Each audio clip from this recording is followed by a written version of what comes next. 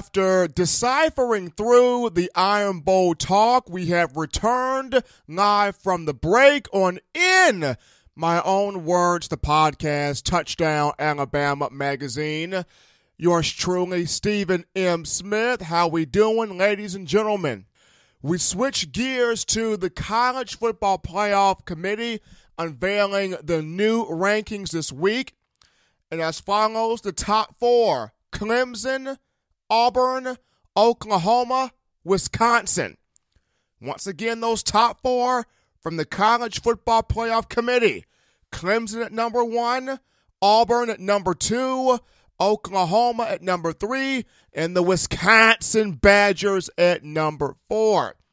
On the outside looking in, we've got Alabama at 5, Georgia at 6, Miami at 7, Ohio State 8, Penn State 9, and Southern California at 10. Once again, those outside teams looking in, Alabama at 5, Georgia 6, Miami 7, the Ohio State Buckeyes number 8, Penn State number 9, Southern California Trojans at number 10. For the Alabama Crimson Tide, right now, season is over after the loss to Auburn.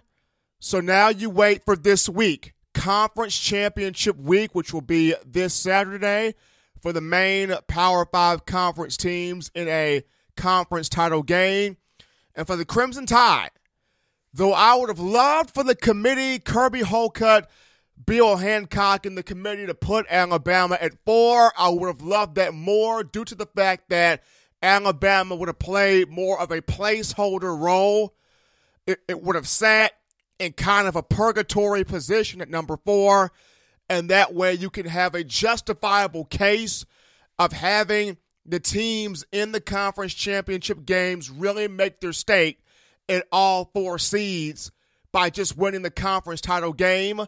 And then should chaos ensue, which is exactly what Alabama wants, chaos to ensue, you don't have to go through the chicken with your head cut off scenario of, okay, this team lost, we had Bama here, okay, what was this resume? What was that strength of schedule? How many top 25 wins there? You would not have to bombard your brain with all the numerical data because Alabama would already be at 4. You placed them at 4, so all the extra rigmarole, you would have just cut through that if the committee would have placed Alabama at 4. But decided to go with Alabama at 5.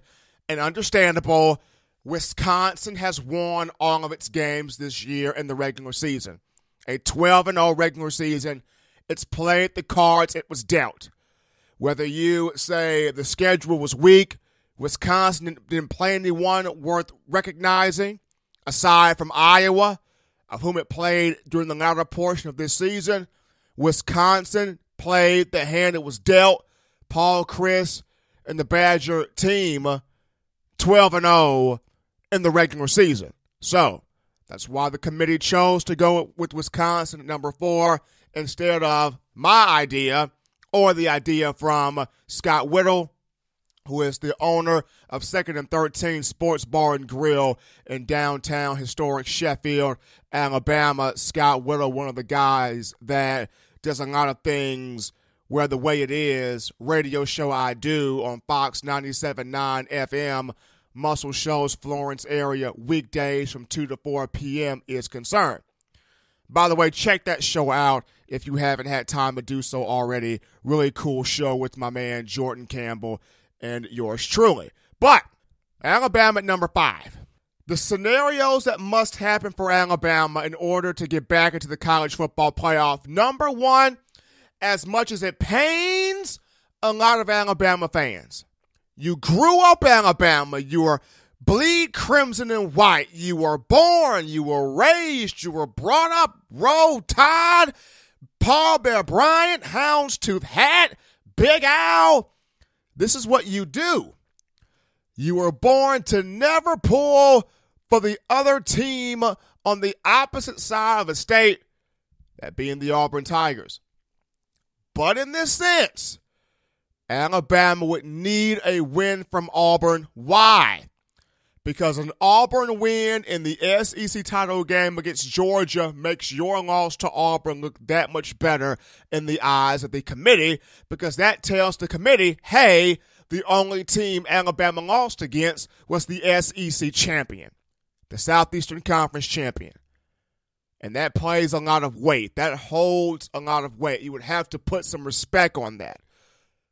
So Alabama would need for Auburn to beat Georgia at new Mercedes-Benz Stadium this weekend for the SEC title game against Georgia. And then after that, the Tide would need an either-or scenario. You would like to have TCU knock out Oklahoma in the Big 12 title game, which would eliminate the Big 12 conference altogether and get into the playoff. Its lone hope is Oklahoma, Baker Mayfield, Lincoln Riley. You would want Gary Patterson and the Fighting TCU Horned Frogs to beat Oklahoma. Or you could have Urban Meyer and the Ohio State Buckeyes knock out Wisconsin in the Big 10 title game.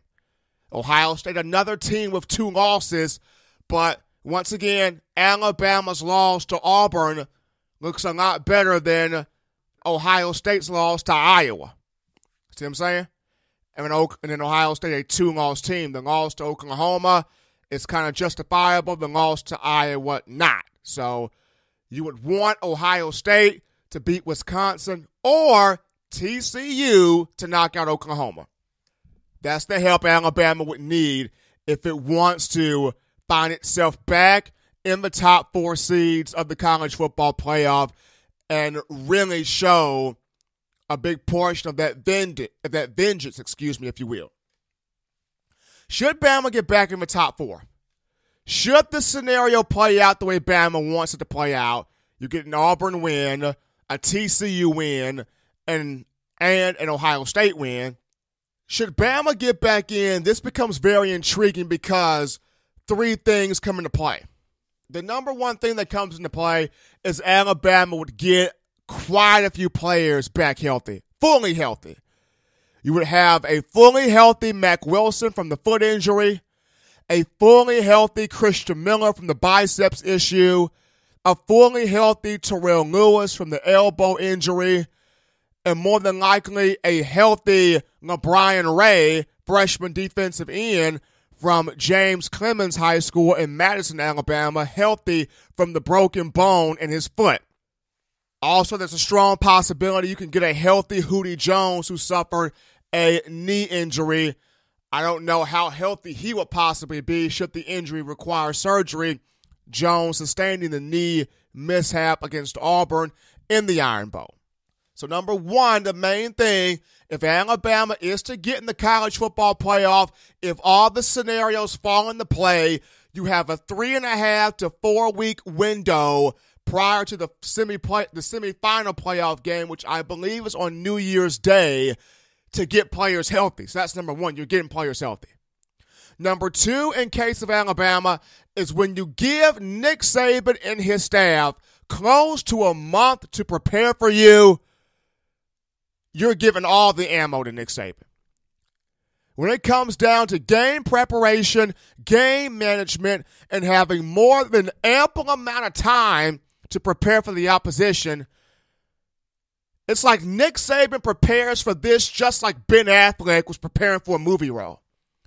When Ben Affleck is preparing for a movie role, he takes that seriously. He goes into full study, getting in the character, going over personas, getting himself in shape. He's ready for that movie role. Whether he's playing a guy of sex appeal or whether he's playing a beluga whale, Ben Affleck is down to go. Same thing with Nick Saban. You give this guy close to a month to prepare for the opposition, he finds himself getting his coaching staff, his players, everybody with that same mindset to play football. So having that 3.5, 4 weeks, close to a month to prepare for Alabama should it get into the playoff makes this team very much so deadly. And then number three, if this becomes I'm not saying it will, but if this becomes a rematch of Alabama-Auburn in the national championship game, oh man. And you can almost sense this happening, ladies and gentlemen, because ESPN really wants these. They really want this TV revenue. If you look at what's happened this year, when you talk about the protesting of the flag or the protesting for the freedoms that the flag normally stands for, and guys kneeling during the playing of the national anthem, and you have all of these legal analysts coming on to ESPN every morning, whether it's First Take, doesn't matter what the show is, explaining their point, and you have so many fans tuning into ESPN to hear sports, to hear what the football teams are doing, the basketball teams are doing, the baseball teams are doing, and so forth, and they're getting all of this political information that's not driving the bargain for ESPN. Right now, college football is the big-time moneymaker for this organization, for this brand. Do not be surprised if ESPN is literally trying to pull for an Alabama-Auburn rematch for the college football playoff national title, because you know you're going to sell TV contracts, you're going to sell airtime, you're going to sell all types of venues. The ratings are going to fly through the roof if you have Alabama-Auburn for the college football playoff national title, the rematch. Think about what happened in the 2012 BCS National Championship game of the 2011 season between Alabama and Louisiana State University. First matchup, 2011 game of the century, LSU won 9-6 at Bryant-Denny Stadium. The rematch, the sequel, at Mercedes-Benz Superdome in New Orleans, Alabama shut out the Tigers 21-0, not allowing LSU to cross midfield. That was a highly televised rematch. Ratings went through the roof. All eyes were on that game. That brought in a lot of funds. In the same sense, don't be surprised if it happens again with Alabama and Auburn. ESPN in need of funds, where a lot of stuff has gone on when you talk about bringing the political aspect to the sports table. Yes, I get it. When it comes down to ESPN, the E stands for entertainment. There are some times where sports can be very, very entertaining. Well, not sports, politics, can be entertaining. But when you have a legal analyst coming on the show almost every single day to discuss politics, why are we protesting the flag or the rights of the flag, this, that, and the other, people can get rubbed the wrong way.